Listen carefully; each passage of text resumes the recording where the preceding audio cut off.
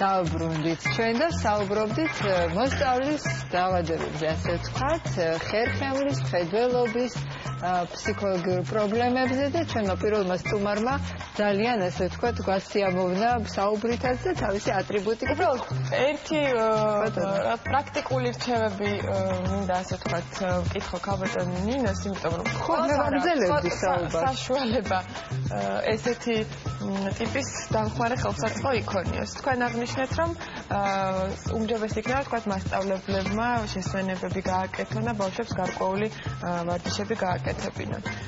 რა ხელა ინტენსივობით შეიძლება, ანუ სტატიკური პოზა, ასე ვთქვათ, რამდენ ხანში ერთხელ უნდა შეიცვალოს განსაკუთრებით დაწყებით კლასებში ბავშვებს? დაწყებით კლასებში 15-20 წუთის განმავლობაში, აი საკმარისია. მე უკვე ბავშვი ვეღარ ისვენებს ერთ ადგილზე და უფრო მოზარდებს, რა თქმა უნდა, საკმარისია ის შესვენება, რომელიც აქვთ ხოლმე. დაწყებითში სასურველია წამოდგომა, აი წიღანაც გაჩვენეთ ის თითების მოძრაობები, მაჯის მოძრაობები, გაზმორვითი მოძრაობები, ეს წინ, უკან გაშლა ბეჭდაშუა არის. რაც შეეხება ეს ხელსაწყოები, შეგვიძლია უფრო მარტივი რამე ბალიშის მაგვარი ან ესეთ სპეციალური მისაღწევი თუნდაც სახში მახმაროთ ბავშვს. ხო, ზუსტად ამას ვსაუბრობდი, რომ ძალიან გვასიამოვნა ჩვენმა სტუმარმა თავისი სპეციალური ჩასაფენით, თქო რეკლამის დროს მოვსინჯეთ და მართლა ძალიან კომფორტულია, მაგრამ ყველას კი არა, არავის არ აქვს, მე მგონი ამის შეძენის, მოგზაურობის დროს აღმოჩენილი, ასე ვთქვათ, აქსესუარი, ნუ არ არის ამის საშუალება. ამიტომ რეკლამაზევე გავარკვევთ, რომ ბალიშმა შეიძლება შეცვალოს როგორც ქვევით დასაფენი, ასე ვთქვათ, საჯდომის ქვეშ ამოსაფენი, ასევე მისაყუდებელი არ დავიზაროთ, ხო? აი, ახლა რასაც გვიხსნით, ეს შეიძლება ბალიში. კი, ეს ეკონომ ვარიანტია საკმაოდ და შეიძლება, ხო, მუთაკა კი ბატონო. მოგეთ, როგორც მივხვდით, მთავარია იყოს ფიქსაცია? დიახ, აი ეს ჯდომის მანერა, ანუ საჯდომ ბორცვებზე მუცელი ცოტა წინ წაწეული და დაფიქსირებული წელი. მერე ეს ჩვევას აყალიბებს. თვითონ მოთხოვნა უკვე, მოთხოვნილება აქვს ბავშვს, რომ დაждდეს ასე. კიდევ ერთი კითხვა, როდესაც ვთქვათ, ბავშვი უკვე სკოლაში ჩადის, მშობლები ზრუნავენ ხოლმე 13 კუთხის მოწყობაზე და შეიძენენ მაგიტას, სკამს და ასე შემდეგ. სკამის სიმაღლესაც ამ შემთხვევაში აქვს ხო მნიშვნელობა და კი, წევან სიუჟეტში 90 გრადუსი, მოხრის გრადუსი 90 გრადუსი და ასევე იდაყვის მოხრა. ეს არის მისთვის სასურველი სიმაღლე მაგიტისა სკამისაც. და კიდევ აი იმ მომენტზე გავამახვილებდი ყურადღებას, რომ ძალიან ხშირად ვლაპარაკობთ ორთოპედიულ მატრასებზე. მაგრამ უყურადღებოდ გვრჩება რატომღაც კისრის არე. მხრები რაც ყველაზე ხშირად აქვს დაძაბული ბავშვს და მშობლები რომ მოდიან ამბობენ, აი ჩვენ ყველაფერს სწორად ვაკეთებთ, გვაქვს ორთოპედიული მატრასი. თავი რაზე გიდოთ, რა თქმა უნდა უბალიშოთ, არის პასუხი. ამისთვის ორთოპედიული ბალიშებიც არის, როცა კისერი, აი ეს ნადრეკი არის დაყრდნობილი შემაღლებულ აი ესეთი ტიპის. მაგას ძალიან ძნელია რომ მიაჩნიო ბავშვს ხასავით არის ეგ ბალიშები. გადატრიალდი, გადმოტრიალდი ხო? ეს არის, არა, ვისკოს მასალა, რომელიც არის მეხსიერების ეფექტი აქვს, ანუ სხეულის ფორმას იმეორებს, კი, არ უნდა იყოს ხასავით, რასაკვირველია, ამას აქვს ბავშვის ზედაპირიც და დიდებისთვისაც ზედაპირი და რელაქსაცია ხდება მხრების და კისრის კალთების, იმიტომ რომ მასაათი არ გვაქვს საშუალება მაგის, მაღალი ბალიში ჯობია თუ უბალიშოთ? ბალიში არა, კისრის ქვეშ ამოსადები რაიმე სიმრგვალე. ან ნახევარსფერო, ან დახვეული კისერი, რომელიც და სხვათა შორის აი ისიც ხშირად ჟღერს მშობლები ამბობენ, რომ ბავშვი არ წევს გამართულად, არც გვერდულად, არის რაღაც მოკლე პოზაში და ეს აიძულებს, ასე რომ ვთქვათ, რომ იმოძრაოს ბავშვმა ისე, რომ კისერი იყოს აქ. და თუ მაინც ბალიშებს შორის მაქვს არჩევანი, ნინო მგონი ამას გულისხმობ და მაინც როგორი ტიპის ჯობია, დაბალი თუ მაღალი ბალიში? ბალიში, რომელსაც მივცემთ ისეთ ფორმას, რომ კისრის ქვეშ ამოუდოთ შემაღლება, კი. და საერთოდ უფრო ვისკოს ბალიშები, რა თქმა უნდა, აი ნინო მასე ეკითხა უბალიშო დაძინებაზე, აი ბალიშის გარეშე ასე. შეკიდულ მდგომარეობაშია კისერი. და უარესია ვიდრე ბალიში. გავარკვიეთ, ესე იგი, მაინც დაბალი ბალიში ჯობია კისრის მოსვენებული მდგომარეობა შემაღლებაზე. სწორად აღნიშნეთ, რომ ბავშვი უნდა იწვეს და ეძინოს ისე, რომ შემდეგ სკოლისათვის უკვე დაღლილმა არ გაიღვიძოს და დაჭიმული ხერხებით. და გონებამაც კარგად იმუშავებს. მოკლედ ეს არის რთული, ნამდვილად რთულია, იმიტომ რომ სკოლისთვის ყველანაირად ვცდილობთ ბავშვი მოვამზადოთ გარდა ვთქვათ აი ამ კუთხით რომ სწორად იჯდეს, ხშირად სპორტზეც დადიან ბავშვები, ხშირად კი არა უმეტესწილად დადიან გოგონების და ბიჭებიც სპორტზე, მაგრამ 40 წუთი სტატიურად 6 წლის ასაკში მაინც ძალიან უჭირთ სწორად ჯდომა. ასევე მიუხედავად იმისა კი არა და სწორედ იმიტომ მე მგონი რომ ძალიან ბევრი ელექტრონული მოწყობილობა შემოვიდა მათ ცხოვრებაში და არის გამუდმებული სპეციალურად მაქვს ესე მობილურებში ან თამაშობენ ან თამაშობენ კომპიუტერში, ლეპტოპში, აიპადში და ასე შემდეგ.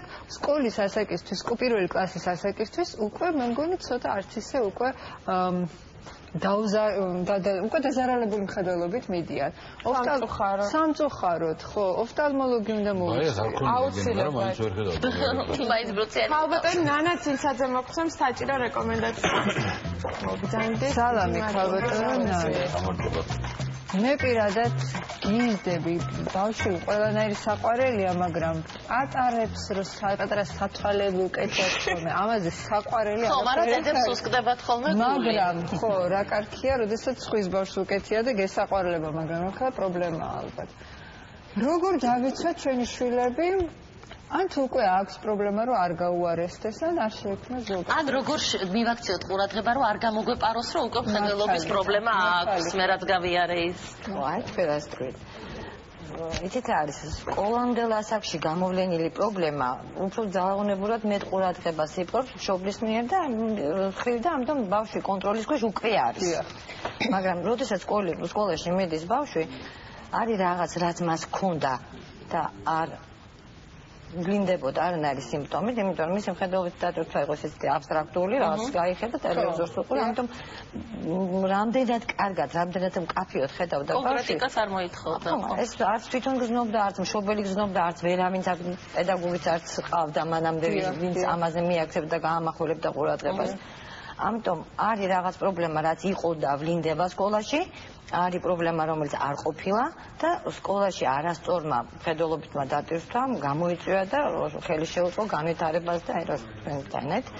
და არის მაინც ჭუტვა პირველი, ჩვენ ეს არაპროფესიონალურად ვიცით, რომ ჭუტვა არის პირველი სიგნალი ასე ვთქვი. ხო. ეს არის ახალმხედველობისთვის დამახასიათებელი, მაგრამ შორსხედველობა, რომელიც იყო, შორსხედველობა არ ჩნდება, შორსხედველობა ვლინდება. მაგრამ შორსხედველობა ასტიგმატიზმის ყოველ თანდაყოლილია, მაგრამ მოთხოვნა მხედველობისადმი მანამდე იყო სხვა, შესაბამისად ეს არ ვლინდებოდა, მე უკვე როდესაც დაჭირდა კითხვა, დაჭირდა დაფაზე რაღაცის დანახვა, ეს უკვე ვლინდება სიმპტომები, სუბიექტურად ვლინდება. ხო, თუ ბავშვი მანამდე ზბუნდოვნად ხედავდა და შემდეგაც ზბუნდოვნად, შეიძლება არც გითხრას მშობელს, ხო, რომ რაღაცა ისე არ არის. ხო, აი თვითონ ვერ გზნობს ამას. ან მშობელმა უნდა შენიშნოს, ან მასწავლებელმა სკოლაში ვერ დაფაზე ვერ დაინახა. ნუ აი როგორც გაბატონებაა შემთხვევაში დაინახა, რომ დედამ რომ მოჭუტა თვალი. ნუ რაღაცით ვლინდება სუბიექტურით. ვიდრე ეს ასე მოხდება, უკვე იქ რაღაცა შეიძლება ჩვენ დავკარგეთ დრო. რაც შეიძლება და ყოფილიყო თქვა ჩვენთვის აი პრობლემის შემსუბუქების, ან პრობლემის არ განვითარების გზა. ამიტომ ჯობია ვიდრე ბავშვი მივა სკოლაში, ეს სკოლამდელ ასაკში. მივიყვანოთ თვალის ექიმთან, ყოველ შემთხვევაში შენს მაინც გვეწოდინება რა აქვს და როგორ წარმართოთ ის შემდგომი მხედველობითი დატვირთვა, რაც მას ექნება. რადიკალურად იცვლება მხედველობითი დატვირთვა სკოლის ასაკში, რაც უკვე ბევრი პრობლემის მიზეზი ხდება. ძალიან ბევრია ახლა მხედველი ბავშვი. არის ძალიან ბევრი, აი შორსხედველობა მე თქვენ თანდაყოლილია. ხო, მაგრამ შორსხედველობა არ პროგრესირებს, მაგრამ მას ძალიან ერთი ცუდი თვისება აქვს. შეიძლება განვითარდეს ზარმაცი თვალი. ეს რას ნიშნავს? თვალი ჯამრთელია, მაგრამ თავის ფუნქციის არასრულად შესრულების გამო ის ზარმაცდება, არასრულებს თავის ფუნქციას. ამ შემთხვევაში ამბლიოპიას, ანუ ზარმაც თვალთან ბრძოლის ასაკი ოპტიმალური არის 8, ნუ მაქსიმუმ 10 წელი. ესე იგი 8 წლამდე მოვასწროთ. შემდეგ ჩვენ შეიძლება დავაგვიანოთ. და მთელი ცხოვრებით ეს ბავშვი უკვე დასრული ადამიანი დარჩება თავისი ზარმაცი თვალით. ასე რომ ეს ოპტიმალური დრო. ზარმაცი თვალი რას ნიშნავს? ანუ როგორ გამოიხატება ეს პრობლემა? ცუდად ხედავს. მაგრამ თვალი იმ შემთხვევაშია ზარმაცი თუ ის ცუდად ხედავს სათვალის შიც, კონტაქტურ ლინზას შიც. ანუ ობიექტურად იქ რაიმე ორგანული პათოლოგია არ არის, თქვა რაღაც დაავადება, მაგრამ იმიტომ რომ ის არასრულებდა თავის ფუნქციას, თქვა 7 წელი, 10 წელი, რაღაცის გამო ფუნქციის აღშესრულების გამო ზარმაცდება ბატონო. გამიგია ესეთი ყოფითი შემთხვევები, რომ რაღაც ეს ასაკობრივია. ვთქვათ, რამდენიმე წელი სათვალეს იხმარს და შემდეგ დასრულდება ეს პრობლემა. მითია თუ რეალობა? ასაკობრივი. ასაკობრივი ერთადერთი რაც არის, შორსხედულობა, როგორც ჩვენ ყველა ჩდებით შორსხედველები. შორსხედულობის ხარისხი, თქვათ, სხვა არის პატარა ასაკში, ჩვენ ვიზრდებით შორსხედულობის ხარისხი იკლებს. და შესაბამისად ეს შემცირდება. მაგრამ ახლომზრდელობა არ შეიძლება გაქრეს. ის თუ არის, ან მოიმატებს, ან დარჩება ისეთი, როგორც არის საუკეთესო ვარიანტი. ნუ გამოცადეთ პროგრამა, რომ აი მე რო გავხდები 40 წლის, მე აღარ ვიქნები ახლომზრდელი, მაგრამ არ გამოვიდა. მოკეთ, როგორი რჩევა თავდა მივიღოთ ახლა კონკრეტულად განათებაზე იქნება თუ შრიფტზე, რაც ჩვენზე პრინციპში ნაკლებად არის დამოკიდებული. ყველაზე კარგი რჩევა მოგცა ექიმა რომ სკოლამდე მივიყვანოთ ოფთალმოლოგთან და ნახოთ რა მდგომარეობაში ჩვენი შვილის მხედველობა. და ჯანმრთელობაზე მეტად მაინც ფსიქიკა უპირველეს ყოვლისა ჩემი ღრმა რწმენით და ორივე რეკომენდაციებს ამასთან დაკავშირებით ფსიქოლოგი ელენე ჯაფარიძე მოგცემს. ელენე, გთხოვთ? აი, აქ დაგვიჯექით, იმიტომ რომ თქვენ შემოსვლისთვის დიმიტრი თქვენს რაღაცა ჯანმრთელობა თუ არა მაქვს ფსიქიკა რაღაც მინდაო და ფსიქიკა სანამ ძიმასავით ესე ვთქვათ, ესეთი ნიჰილისტური რა არის რამე მეთოდი რომ ავარიდოთ ბავშვს აი სტრესი, ის ცრემლები და გულამოსყნილი ტირილები, რომელიც ხშირად არის ხოლმე პირველი ზარის დროს. ან სულ რომ არ ვიყოთ კონცენტრირებული ვთქვათ პირველ კლასელებზე 6 წლიან ბავშვებზე. ხო, დამამთავრებელი კლასის ბავშვებსაც ძალიან ხშირად აქვთ რაღაცა ესეთი ცოტა დეპრესიული დამოკიდებულება სკოლის მიმართ.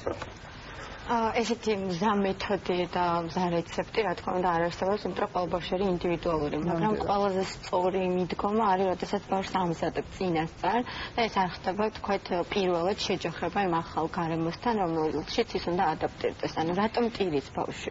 მას აქვს აბსოლუტურად დაუცველობის განცდა. ის უნდა უკეთრად შეეგუოს ახალ გარემოს, სადაც მან არ იცის რა კონტროლის მექანიზმები აქვს თვითონ. ანუ უცხოა, აბსოლუტურად უცხოა და ასევე, ასე ვთქვათ, თვით დამკვიდრების მომენტი, სადაც ან გამოდის ოჯახიდან, სადაც ის არის მთავარი, ხო? ის გარშემო ტრიალებს ყველაფერი. ან გამოდის ბაღიდან, სადაც ასევე ის მთავარია. უნდა შეგაწყვეტოთ, ანუ ბაღი არ არის აი ეს ფსიქოლოგიურად მოსამზადებელი პლატფორმა. რა თქმა უნდა, არის, თუმცა ბაღში ბევრად უფრო გამარტივებული და ადაპტური მდგომარეობა ბავშვზე ორიენტირებული მდგომარეობა და ბაღში ბავშვს არ სთხოვენ იმას, რომ ის თუნდაც იჯდეს ის 45 წუთი თუ 40 წუთი. უნდა ვესაუბროთ. იცით რა არის, ძალიან ხშირად მშობლები და დასავლი ადამიანები ჩადიან ერთ და იგივე შეცდომად. მათ გონიათ, რომ ბავშვებს არ სჭირდებათ საუბარი, არ სჭირდებათ განმარტება და ამას ბავშვი თავისით გადალახავს, თვითონ მიხვდება, ან საერთოდ რაზე უნდა ვესაუბრო. რატომ უნდა ვესაუბრო? პირველ რიგში უნდა ვესაუბროთ, ანუ ბავშვს უნდა აუხსნა. არ აქვს მნიშვნელობა რამდენჯერ დაგჭირდებათ ახსნა. უნდა აუხსნათ. ეს დაილექება და როდესაც ის მოხდება ამ ახალ გარემოში, ის აუცილებლად მიხვდება შემდეგ რა τიპის მექანიზმი უნდა ჩაერთოს. უნდა წინადრეს არ უნდა დაიწყოს. ხმალით უნდა წაგიყვანო და რაღაც ეს არ გამოვა. ეს კარგი, ისეთ რეალურად უნდა აუხსნათ. ანუ არ უნდა ავუგოთ ბავშვებს რაღაცა ისეთი მოლოდინები, რომლის მსხრევაც მოხდება პირველივე დღესვე. მას უნდა ვესაუბროთ რა დახვდება, რომ იქნება არეულობა მაგალითად. ბევრი ბავშვი. რომ ეს ბავშვები ყველანი იქნება თქვათ რაღაცა 2 თუ 3 საათის განმავლობაში მარტო, რომ იქ იქნება მასწავლებელი, რომელიც მათ რაღაცას დაარიგებს. და ამას რო მოუყვებით ყველაფერს, ახლა ცოტა აპოკალიფტური სურათი შემექმნა. არ მინდა იტყვის, არ მინდა. რა თქმა უნდა. წარია ბუნებრივი რეაქცია, რატო უნდა უნდოდეს? მან ჯერ არ იცის იქ რა დახვდება. სანამ ის არ ადაპტირდება, ის რომ მას არ უნდა, ეს არის სწორი. ისე ის ტირის, ეს არის მისი აბსოლუტურად ჯანმრთელი. მაშინ ძალიან ცოტა დრო გვაქვს და ეს ერთი კითხვაც მინდა რომ გაჟღერდეს. აი ძალიან სწორი რომ არ უნდა. და ასეთ შემთხვევაში ხშირად დედები დგანან, ან სხედან იქვე მერხზე, ან ხელი აქვს შეყოფილი, ეს შემთხვევაც ვიცი მე, ასე ხელი უნდა ყოფილიყო შეყოფილი დედის. უნდა დავეხმაროთ თუ არა ამ მეთოდებით ბავშვს ადაპტაციაში. იცით რა არის, ყველაფერს აქვს თავისი დრო. ანუ არც ის არის სწორი, რომ ბავშვი ესე თქვა და ისეთი სტრესი შეიძლება მან განიცადოს, რომელიც ძალიან ძვირად დაგვიჭდეს შემდგომში, იმიტომ რომ ეს არ არის მარტივი სტრესი. ანუ უცხო გარემოშია და შიშის გრძნობა აქვს, დაუცველად და არც ის უნდა მივაჩვიოთ ბავშვს, რომ იქ მე ვიჯდები და შენთან ერთად დავამთავრებ სკოლას. ხო, ესეც აბსოლუტურად არანორმალურია და დეგრადირება ხდება მისი ფსიქოემოციური მდგომარეობა. და კიდევ ერთი მნიშვნელოვანი ფაქტორი, რომლის შესახებაც დაავადებათა კონტროლის ცენტრი ყოველ წელს მოუწოდებს მშობლებს აცრებთან დაკავშირებით, მოდით მოვისმინოთ ეს რეკომენდაციაც. ვაქცინით მართვადი დაავადებებისაგან ბავშვების დაცვის ერთადერთი საშუალება არის იმუნიზაცია. და ეხლა მით უმეტეს როცა ეს ბავშვების თავმოყრა ხდება კოლექტივებში ძალიან იწერს მაღლა რისკი, რომ ეს ბავშვები დაავადდნენ იმ დაავადებებით, რომლის პრევენცია შესაძლებელია იმუნიზაციით. ამიტომ სწორედ სასწავლო პროცესის დაწყების წინ კიდევ ერთხელ მოვუწოდებთ ყველა მშობელს გადახედონ თავიანთი შვილების აცრის ბარათებს, მათი აცრის სტატუსებს და დაუსრულონ ვაქცინაცია ბავშვებს, რომელიც ესაჭიროებათ კონკრეტული ასაკისათვის. სკოლებში არავინ არ მივა ასაცრელად, თუმცა პედაგოგებს სრულიად უფლებამოსილები არიან გადახედონ ბავშვის ჯანმრთელობის ცნობას, მათში მითითებულ აცრის სტატუსებს და სთხოვონ მშობლებს დამატებით კიდევ რომ დაუსრულონ ბავშვებს ვაქცინაცია.